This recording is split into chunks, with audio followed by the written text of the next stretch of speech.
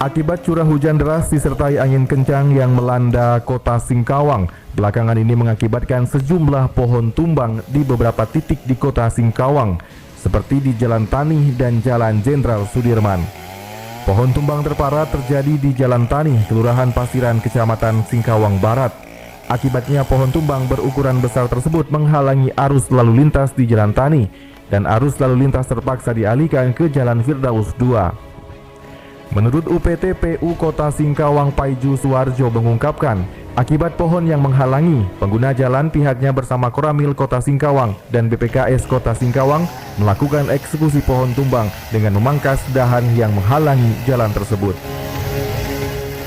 Warga nelpon ke kantor, kemudian kami menuju lokasi, memang ternyata ada pohon tumbang. Jadi kami eksekusi, kemudian ada rekan-rekan dari Koramil, dari Badan Kebakaran,